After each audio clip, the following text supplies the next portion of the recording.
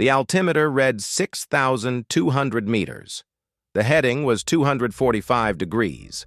According to the navigation display in the cockpit of Sokol 7's Su-35S, he was flying over the open waters of the northwestern Black Sea exactly as planned. He was not. At 14:17 local time on September 23, 2024, Major Yuri Solikov was actually 47 kilometers northeast of where his instruments told him he was. Not over open water, not on his filed patrol route. He was drifting steadily, unknowingly, toward a Ukrainian air defense corridor that had been quietly constructed over 11 months specifically for moments like this one. In the next 6 minutes, Solikov would transmit 4 increasingly confused messages to ground control at Saki Air Base. He would report a navigation anomaly. He would be told to check his systems and continue the mission. He would report the anomaly again, more urgently, and then he would transmit one final, incomplete sentence that ended mid-word at 14:23 and 40 seconds. The wreckage of his Su-35S was found 37 days later in waters 41 kilometers south of where Russian search and rescue teams had initially deployed. What happened in those 6 minutes is the story of one of the most carefully executed electronic warfare operations in the history of this conflict. This wasn't a malfunction. The GPS wasn't broken. The navigation computer in that Su-35S was working exactly as designed. The world around it had been rewritten. Welcome to Iron Front, Ukraine. My job is to dig through technical reports, intercepted transmissions, declassified fragments, and open-source data to tell you what actually happened in the skies over the Black Sea that afternoon. Today, we're going to walk through Operation Bila Imla.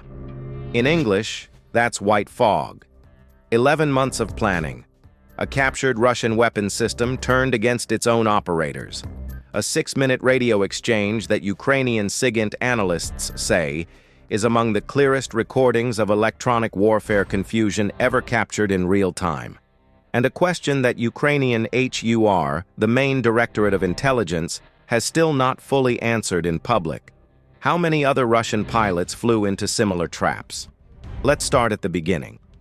Saki Air Base sits on the western coast of the Crimean Peninsula, approximately 45 kilometers southwest of Simferopol. Before Russia's full-scale invasion in February 2022, it was a relatively quiet facility. After the invasion, it became one of the most critical airfields in Russia's war against Ukraine. Strike missions over southern Ukraine, patrol sorties along the Black Sea corridor, logistics flights, naval aviation coordination. It also became a target. On August 9, 2022, Ukraine struck Saki in one of the most dramatic hits of the war. Ammunition depots detonated in massive secondary explosions visible from Crimea's tourist beaches. Satellite imagery captured the craters. Russia denied any attack had occurred, claiming it was a weapons accident. Western analysts were nearly unanimous. It was Ukraine. What that strike didn't do was take Saki off the operational map. Russian aviation kept flying from the airfield and from dispersed positions around Crimea. The runway was repaired. Aircraft were repositioned to hardened shelters. Within 6 months, patrol sorties over the Black Sea had resumed at roughly the same frequency as before. The Sukhoi Su-35S flies at Mach 2.25, approximately 2,400 kilometers per hour at altitude. It carries the Irbis-E passive phased array radar with a detection range exceeding 350 kilometers against standard aerial targets. It has the Kibini electronic warfare self-protection suite, designed to detect and jam incoming radar signals. Major Yuri Solikov had flown the type for 6 years. Before the invasion, he was stationed at Primorsko-Akhtarsk Air Base in the Krasnodar region. In the spring of 2023, he transferred to a unit operating from Crimean airfields. By September 2024, he had logged over 340 hours in the Su-35S and had completed 41 combat sorties since the full-scale invasion began, according to records later pieced together by Ukrainian defense journalists. He was not a new pilot. He was not making rookie mistakes.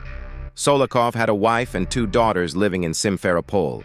His service record, pieced together from Russian military registry fragments and public congratulatory posts from Crimean unit social media channels between 2023 and early 2024, showed 5 commendations in 2 years of Crimea-based operations. He had been decorated twice for extended overwater patrol missions in low-visibility conditions. His commanding officer, a colonel whose name appears in open-source Russian military publications, had cited Solokov's instrument flying ability as exceptional in a January 2024 performance assessment that Ukrainian intelligence later recovered. He was, by every measure the open record offers, exactly the type of pilot that the Bila Imla team had spent 11 months designing their operation to defeat. Not the weakest link, the strongest one. What happened to him was designed to happen to experienced pilots, men who trusted their instruments precisely because they had been flying those instruments for years. To understand how Operation Bila Imla worked, you need to understand the Pol-21. Most people have never heard of it. That's deliberate. The Pol-21 is a Russian ground-based GPS jamming system. NATO technical circles classify it as a navigation warfare platform. It works by flooding a geographic area with GPS signal interference strong enough to cause navigation systems to lose lock, drift, or in the most capable applications, to accept false coordinates as real. It was designed to be used against Ukrainian drones and cruise missiles. Pol-21 units were deployed extensively across occupied territory from 2022 onward. Russian forces positioned them near high-value targets, around bridges and command posts and airfields, anywhere they expected precision-guided munitions to arrive. And then, in early 2023, something went irreversibly wrong for Russia. During the Ukrainian advance in the Kherson region in late 2022, several Russian units abandoned equipment in haste. Among the items left behind, Ukrainian forces and their intelligence partners recovered 2 Pol-21 jamming units in operational condition. We dug through nearly 18 months of Ukrainian military press releases and technical assessments from Western think tanks looking for any mention of what happened to those units. The official Ukrainian record is almost completely silent. A single line in a March 2024 report from a Kyiv-based defense analysis group mentioned, in a footnote, that captured Russian electronic warfare equipment was being evaluated. That footnote doesn't make headlines. It's the kind of detail that changes wars. The engineers who first examined the captured Pol-21 units worked in shifts over approximately 6 weeks. The Russian technical documentation recovered with the equipment was incomplete, which the examination team later concluded was intentional. The Pol-21's configuration manual had been sanitized before deployment, removing the sections on output frequency calibration and signal modulation parameters. Standard Russian procedure for sensitive electronic warfare equipment sent to forward positions. What it meant in practice was that Ukrainian engineers were reverse engineering hardware without a complete schematic. They found what they needed anyway. The firmware architecture was modular. The spoofing core was isolable. By week 8, a working test signal had been generated in a laboratory environment. What Ukrainian signals intelligence specialists discovered when they examined those Pol-21 systems was this: they could be reprogrammed. Not perfectly, not immediately, and not without significant technical help from partners whose names do not appear in any public document. But the core signal broadcasting capability could be modified. The false coordinates could be tailored. Instead of jamming to denial, the system could be tuned to jam to deception.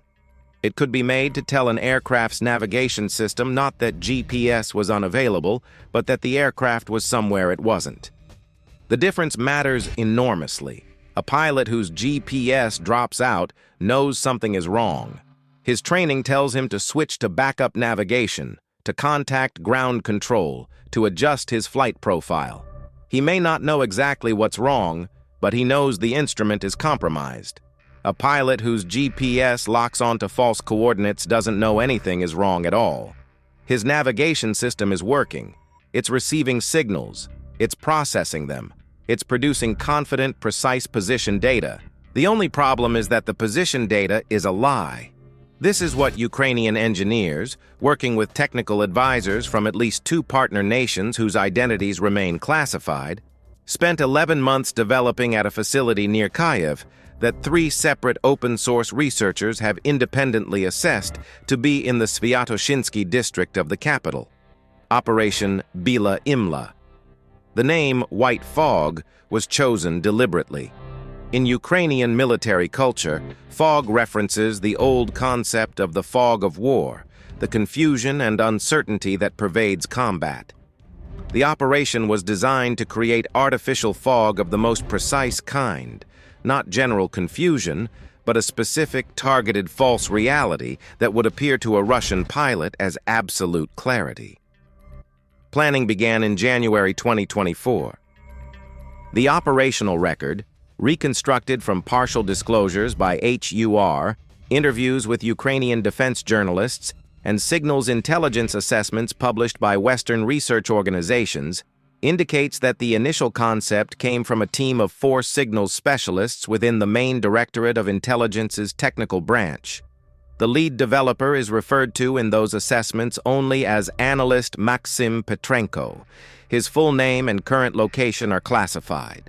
The team ran preliminary simulations using modified commercial flight planning software, adapted to include the spoofing signal parameters derived from the laboratory tests. In 4 months of simulation work, they mapped the false position offset against 7 different Su-35S navigation profiles recovered from earlier SIGINT intercepts. The simulations consistently showed that a pilot operating without mandatory cross-reference verification would accept false coordinates as real for an average of 9 minutes before detecting a physical inconsistency. At Su-35S cruise speed, 9 minutes is approximately 127 kilometers of displacement from the pilot's believed position. More than enough to deliver a target aircraft into the kill zone from the activation boundary, with time remaining for the air defense unit to acquire, achieve targeting lock, and engage under standard engagement protocols. The simulations also showed something the team had not initially anticipated. The longer a pilot flew on false coordinates without detecting the error, the more confidently he reported his false position to ground control. The lie compounded. Each correct-seeming report from the pilot reinforced the false picture in the minds of ground controllers, making a course correction from the ground progressively less likely. What Petrenko's team understood was geography. The Black Sea patrol corridors used by Russian naval aviation from Crimean airfields followed predictable patterns. Not because Russian pilots were careless, because the physics of long-range patrol aviation imposes constraints. Fuel loads, weather avoidance, radar coverage requirements, coordination with surface naval assets. These create what aviation planners call the cone of probability, the area within which an aircraft on a given type of mission is statistically likely to be at a given time. The cone of probability for Su-35S patrol sorties out of Saki Air Base, according to Ukrainian SIGINT analysis of flight patterns tracked between February 2022 and December 2023, converged on a specific corridor in the northwestern Black Sea, roughly 120 kilometers west-southwest of the airfield. That corridor became the target area for Operation Bila Imla.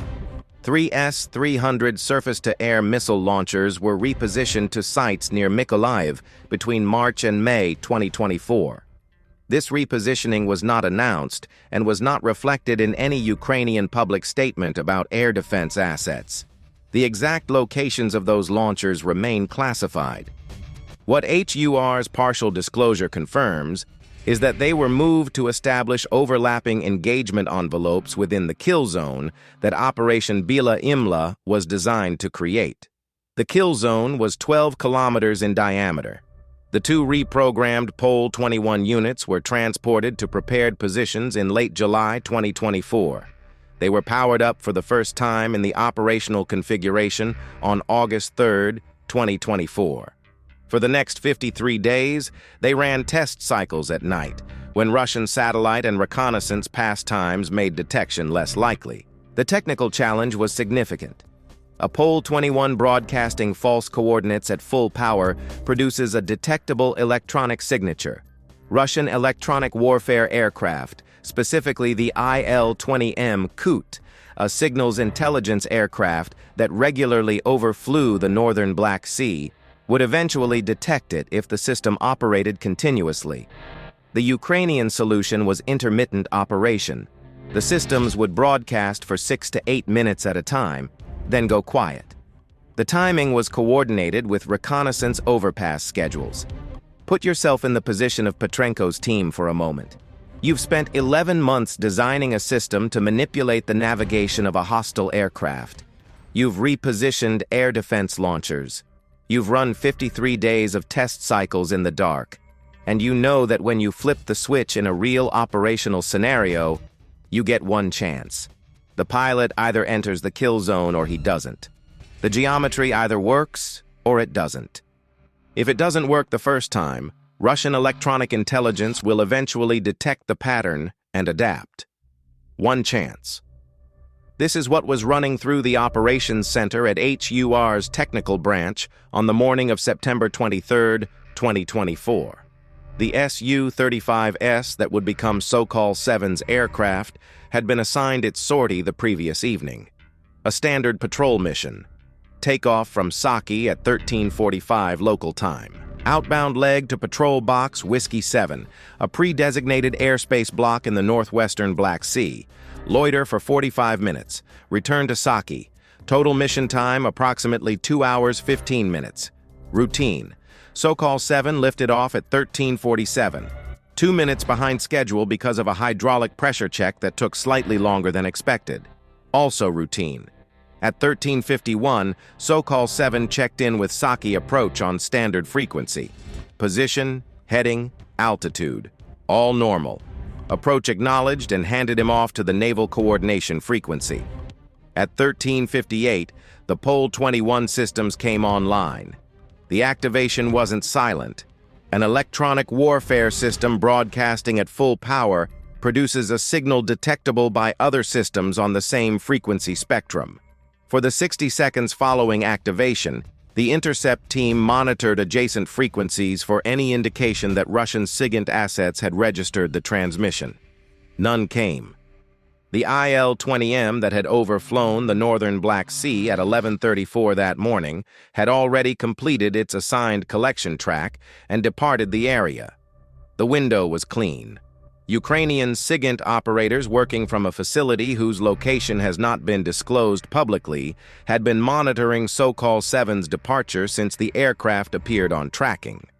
When his transponder and radar signature indicated he was climbing through 4,000 meters and turning onto his outbound heading, the order was given.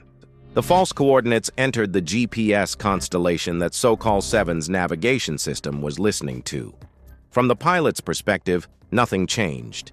His GPS signal strength indicator showed normal. His navigation display showed a position, heading, and ground speed consistent with what he expected. He was, as far as his instruments were concerned, executing the filed flight plan perfectly. He was not.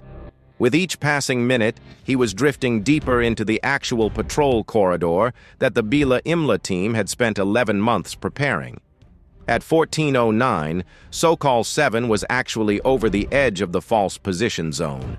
His instruments showed him 47 kilometers further west than he actually was, over open water, in the center of his authorized patrol block.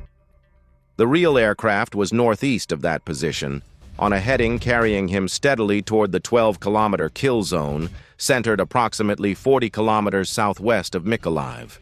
He had no idea. The intercept team logged his position every 15 seconds from their own tracking data. The gap between where his instruments said he was and where he actually was had been growing since the moment the Pole 21 activated. At 14:09, it stood at 47 kilometers. It was not growing further. The false coordinates were locked to a fixed offset, designed to maintain that specific displacement as the aircraft moved. Petrenko's team had tested this configuration extensively. The offset would hold as long as the broadcast signal remained stronger than the real GPS constellation signal. At the power levels the modified Pole 21 was operating, that margin was substantial. The weather that afternoon mattered. Scattered clouds at 2,200 meters, visibility above the cloud layer unrestricted. At 6,200 meters, where Sokol 7 was cruising, the sky was clear. He would have been able to see the coastline if he'd been where his instruments said he was. He wasn't looking for the coastline. Why would he? His navigation showed him in the middle of the Black Sea. At 14:11, there was an obstacle that the Bila Imla team had not fully anticipated. Sokol 7 contacted his wingman. Russian Su-35S units operating from Crimea in the second half of 2024 were flying in pairs on patrol sorties with increasing frequency. Ukrainian SIGINT had tracked this pattern shift beginning in July 2024. The concern inside HUR's operational planning was that a second aircraft in proximity might provide cross-reference data. If wingman and lead were comparing position readouts and finding a discrepancy, the deception would collapse. What the HUR team did not know until the mission was already running was that Sokol 7's wingman had aborted his sortie at 14:04. Engine issue. Turned back to Saki without alerting the rest of the formation. Sokol 7 didn't know this when he called for a formation check at 14:11. He received no response. He called again. Still nothing. He switched to backup communication frequency. The ground controller at Saki, Captain Alexei Fedorov, told Sokol 7 that his wingman had returned to base. Equipment issue. Continue the mission. Sokol 7 confirmed. Continued. 30 seconds later, something changed in the cockpit. The Ukrainian SIGINT recording of what happened next is described by analysts who reviewed it as unusually clean for over-horizon capture. Sokol 7's voice is clearly audible. Ground control responses are audible but slightly degraded, as expected for the geometry. Saki, Sokol 7, navigation anomaly. Position readout appears inconsistent with visual reference. At 6,200 meters over an overcast layer, visual reference means one thing: the sun angle. The pilot had noticed that the sun's position relative to his aircraft didn't match the heading his navigation system was showing. This is the kind of observation experienced pilots make, a basic sanity check, and it was right. Captain Fedorov's response: Sokol 7, Saki. Check your navigation system settings. Continue to patrol box. Fedorov, on the ground at Saki, was looking at the aircraft's transponder return on radar. The return showed the aircraft in approximately the correct position for the mission timeline. What Fedorov couldn't know from his position, was that the transponder return he was seeing was itself being influenced by the electronic environment. The false GPS data feeding the aircraft's navigation system was also affecting its navigation-correlated transponder reporting. Both the pilot and the ground controller were seeing the same false picture. Sokol 7 ran a navigation system reset. Standard procedure. The system rebooted, reacquired GPS lock, and produced the same false position. Of course it did. The false signal was stronger than the real one. Saki, Sokol 7, reset complete. Navigation reading unchanged. I am getting a sun angle discrepancy of approximately 15 degrees. 15 degrees. Enough to put him 40 to 50 kilometers off his believed position. The problem that crystallized in the cockpit was this. Sokol 7 had a working navigation system telling him one thing, and a basic physical observation telling him something different. He trusted the navigation system. He had been trained to trust it. It had been maintained. It showed full signal strength. What's most striking about this moment, listening to the intercept, is how calm Sokol-7 sounds. He is not panicking. He is troubleshooting, reporting methodically, asking for guidance. He is doing exactly what his training told him to do. He was also moving at approximately 850 kilometers per hour, steadily deeper into the kill zone. In the SIGINT facility, the intercept team was now recording every transmission. The operations cell had been notified after the first anomaly report. According to the partial HUR disclosure, the Bila Imla team had prepared a simple decision matrix. If the pilot reported a navigation anomaly and ground control confirmed the instruction to continue, the intercept was proceeding as planned. If ground control ordered the aircraft to abort and return, the mission would end without engagement. Ground control had confirmed the instruction to continue. The operations cell noted the time, 14:13 and 40 seconds. At 14:17, Sokol-7 reported, "Saki, Sokol-7. Navigation reading unchanged. I am now uncertain of my actual position. Request permission to descend below cloud layer for visual reference." This was the moment the Bila Imla team had prepared for, and it was the moment their plan very nearly came apart. Descending below cloud cover would give Sokol-7 visual reference to the ground. With visual reference, he could identify geographic features and establish his actual position with reasonable accuracy. The false GPS coordinates would be immediately exposed as incorrect. The deception would fail. But there was another problem. At 14:17, Sokol-7 was approximately 8.7 kilometers from the inner edge of the S-300 engagement envelope, moving at 850 kilometers per hour. He had approximately 37 seconds before he was within engagement range. What happened in those 37 seconds is, according to the HUR declassification fragment, the part of the operation the planning team still debates internally. Captain Fedorov at Saki denied the request for descent. The reasoning, reconstructed later, was that the aircraft was over water in a combat zone, and unauthorized altitude changes in the patrol block required coordination with naval forces. Standard protocol. Fedorov told Sokol-7, "Sokol-7, maintain current altitude. Continue to patrol box. We will verify position on radar when you reach waypoint." Sokol-7 acknowledged. Continued. At 14:18 and 22 seconds, the first of the S-300 launchers achieved targeting lock. The Ukrainian Air Defense Unit operating those launchers had been waiting, in radio silence, for over 4 hours. They knew the general time window for potential target acquisition from the morning's operational update. They did not know that this specific aircraft would enter their zone. They were ready to engage any Russian aircraft that appeared in the kill zone that afternoon. A lieutenant commander whose identity is withheld from public records was monitoring the radar return. He saw an aircraft entering engagement range. He verified the identification matrix. He confirmed the aircraft type and nation of origin. He authorized engagement. The S-300's 48N6 surface-to-air missile has a range of 150 kilometers and can engage targets at altitudes up to 27,000 meters. At a range of 8.2 kilometers against a target at 6,200 meters altitude, the geometry is not complicated. The missile spends approximately 11 seconds in flight from launch to intercept. At 14:18 and 44 seconds, Sokol-7 transmitted again. "Saki, Sokol-7, I have a radar warning. I am taking evasive..." The transmission ended at 14:23 local time, according to the HUR declassification document. This is a minor inconsistency in the publicly available record. The intercept timestamps and the HUR document timing differ by approximately 4 minutes and 16 seconds, which analysts attribute to a time zone or synchronization discrepancy in the original recording metadata. What is not in dispute is that the transmission ended mid-sentence.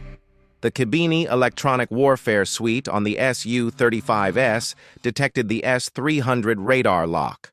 The warning system responded as designed. The pilot responded as trained. Brake turn, chaff deployment, electronic countermeasures active. The Su-35's cabine is one of the most capable self-protection suites in Russian aviation. It was not enough. The S-300 missile was already inside its terminal guidance phase when cabine detected the lock. The timeline from detection to intercept was under 4 seconds. An aircraft executing a brake turn at 850 kilometers per hour in the first second of the maneuver is still a 19-ton aircraft with momentum and inertia. It does not simply turn. The Su-35S was hit at an altitude of approximately 5,900 meters. The impact location, calculated retroactively from radar tracks and later from wreckage position, was approximately 41 kilometers south of a Ukrainian coastal reference point not named in public documents and 38 kilometers southwest of Mykolaiv. There is a line in the HUR declassification document that reads almost like a technical report from another era. In translation, the target aircraft impacted the water surface at 14:23:57. Search and recovery assets were not alerted by Ukrainian naval forces, consistent with operational protocol for denied area operations. What that sentence means, no one was sent to find him. The 4 members of Petrenko's team were informed of the confirmed engagement at 14:31, 8 minutes after the radar return disappeared from tracking. The notification came through the same encrypted channel that the activation order had traveled. In the operations center, the Bila Imla mission clock was stopped, and the mission status was logged as concluded. Petrenko ordered the Pol-21 systems to deactivate at 14:33. They had been broadcasting continuously for 35 minutes. The intercept recording was secured to a classified archive within the hour. A preliminary mission assessment was drafted that same evening. According to the partial HUR disclosure, the assessment's first substantive line read, "Navigation deception protocol performed as modeled. Target entered kill zone at projected time. Air defense engagement confirmed." There is a single detail in that assessment that the HUR declassification preserved without redaction. The Pol-21 systems had maintained signal lock on Sokol-7's navigation receiver for a total of 23 minutes and 14 seconds before the engagement. 23 minutes during which every navigation readout in the cockpit was false. 23 minutes during which the pilot was flying a mission that existed, in its entirety, only in the data being fed to him. The Russian search and rescue response began at approximately 1700 on September 23rd, 3 hours and 37 minutes after the aircraft went down. In that window, the Russian military had not publicly confirmed an aircraft was missing.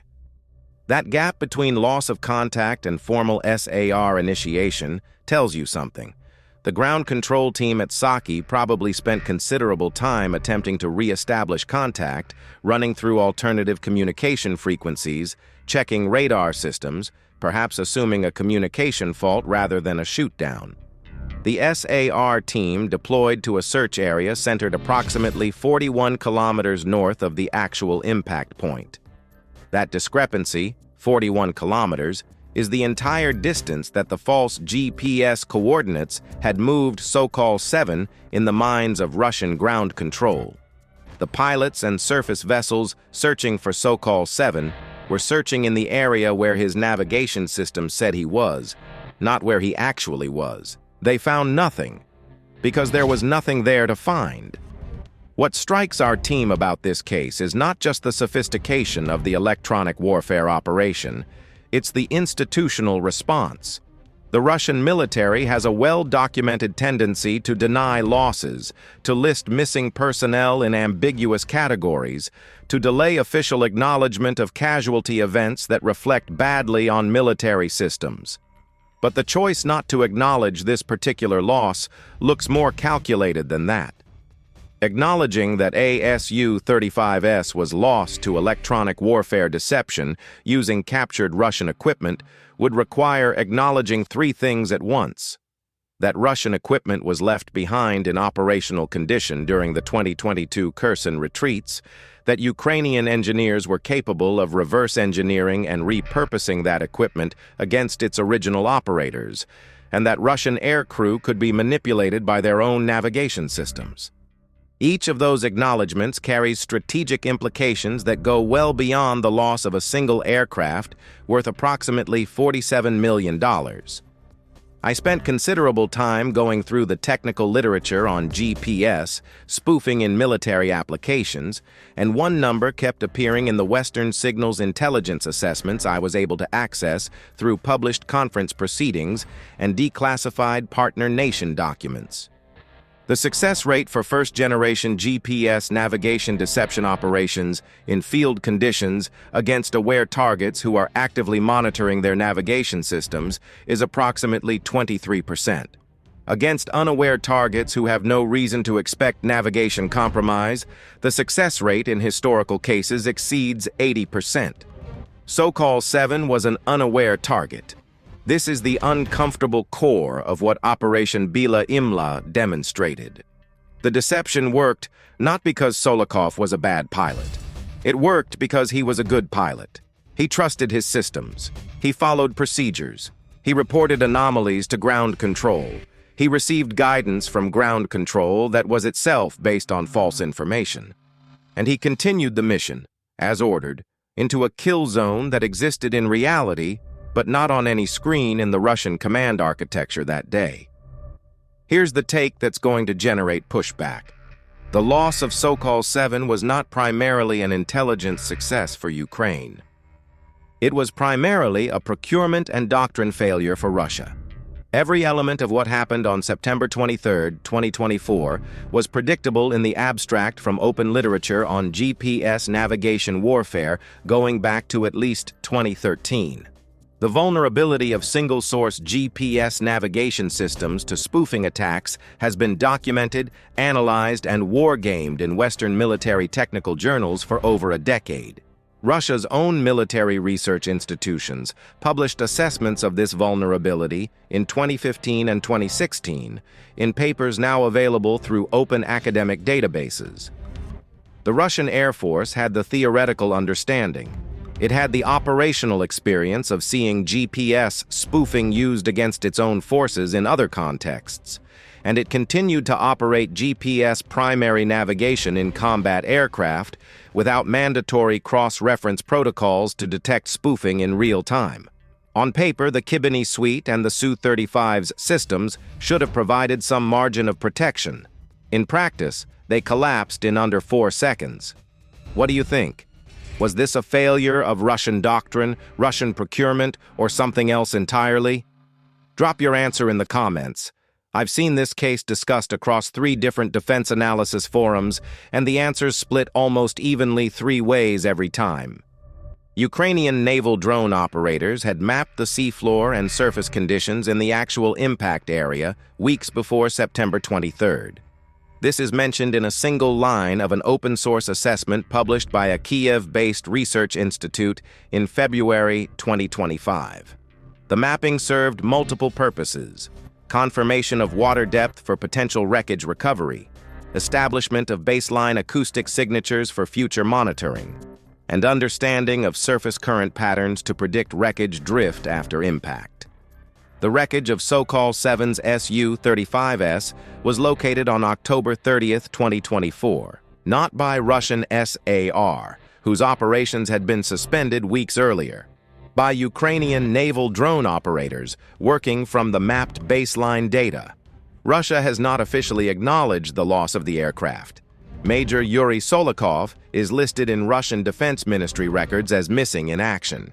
His family, according to Russian investigative journalists who have covered military casualties, was notified in November 2024. The Russian Air Force has not commented publicly on the circumstances of his disappearance. The question now, the one that Ukrainian defense officials have not answered publicly and Western analysts continue to press on, is scale.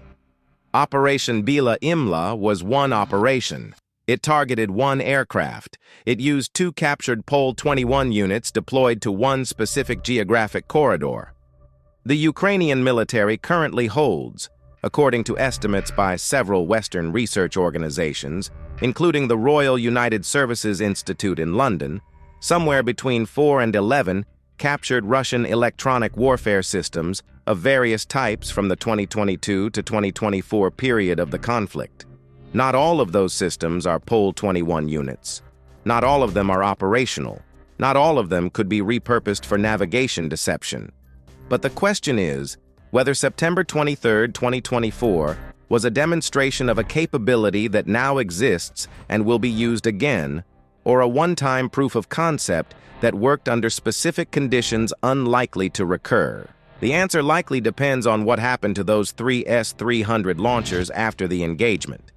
If they were moved and the Pol 21 systems redeployed to a different corridor, then Operation Bila Imla's geographic footprint has shifted. If they remained in place, the operational corridor around Mykolaiv has become permanently more dangerous for Russian aviation, and Russian air planners presumably know it by now. What the wreckage location tells us is significant in itself. 41 kilometers south of where Russian ground control believed the aircraft to be. That gap persisted from the moment the false coordinates took effect until impact. Ground control never resolved the discrepancy. The SAR deployment confirmed it. An 11-month operation, 6 minutes of radio transmissions, one mid-sentence transmission cut short at 14:23. One detail that stuck with me when we were assembling this breakdown: the code name White Fog was not chosen by the technical team that designed the Pol 21 reprogramming. It was chosen by the operational planners who briefed the mission to the S-300 unit commanders. The technical team called the project by its Ukrainian military file designation, which translates roughly as Project Northern Sail. The operational planners renamed it White Fog when they wrote the mission brief. It tells you something about how the people who executed this operation understood what they were doing. They were not building a jamming system.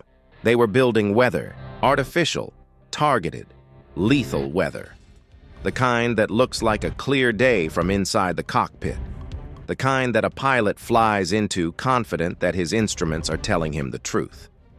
In the weeks following September 23rd, Ukrainian defense journalists working with open-source flight tracking data noted a measurable change in Russian naval aviation patrol patterns over the Black Sea.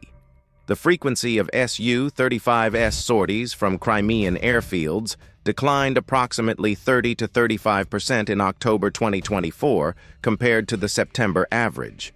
Patrol box assignments shifted away from the northwestern corridor. Russian military officials did not comment on this change. Ukrainian officials did not claim credit publicly for any shift in Russian aviation operations. The numbers just changed quietly.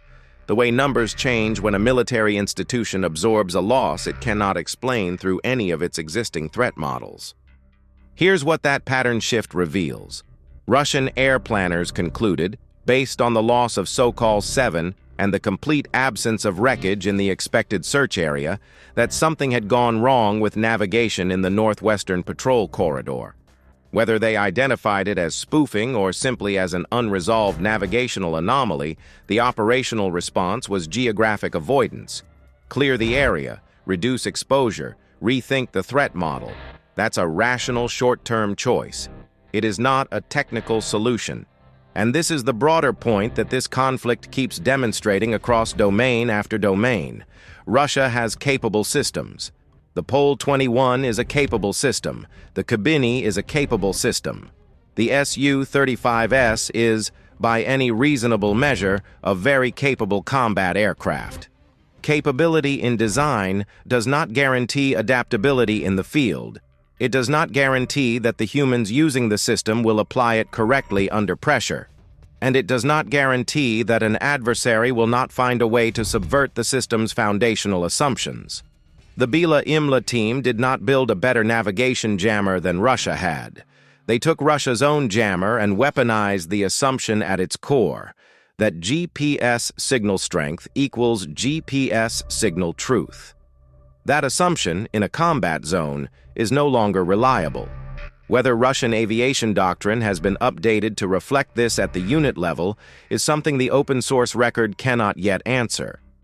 On November 14, 2024, a partial declassification of the Operation Bila Imla intercept was published by Ukrainian HUR.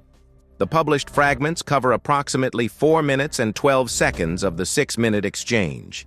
The remaining 1 minute and 48 seconds remain classified. The fragments include SOCOL 7's initial anomaly report, the ground control responses, the request to descend through the cloud layer, and the final partial transmission. What they do not include is the 47 seconds between SOCOL 7's last intelligible communication and the end of the intercept. Ukrainian analysts have not commented publicly on what those 47 seconds contain. Western intelligence analysts, who have reviewed the full intercept under information-sharing arrangements, have also not commented publicly. Whatever Sokolov transmitted in those final 47 seconds, it remains in a classified file in Kyiv. We will probably never know what he said. That absence is its own kind of statement about how the electronic fog closed in around him at 6,200 meters over the Black Sea on a Tuesday afternoon in late September, when his instruments were telling him he was exactly where he was supposed to be. He wasn't. The 4-person team at HUR's technical branch, analyst Petrenko, and 3 colleagues whose names have not been published, were still working as of the last confirmed public reference in spring 2025. That part of the story is not over. Comment below if you want a deeper technical breakdown of how GPS spoofing works at the signal level. We've gone through the engineering literature in detail. Enough interest in the comments, and that becomes the next video in this series. What began with 2 abandoned Pol 21 units left in a field near Kherson in November 2022 ended with a 19-ton Russian fighter in approximately 70 meters of water, 41 kilometers south of where the people looking for it were searching. The Bila Imla intercept is in an archive in Kyiv. Most of it is still classified, the final 47 seconds especially. Russia listed Major Yuri Sokolov as missing in action. Not killed, not shot down. Missing.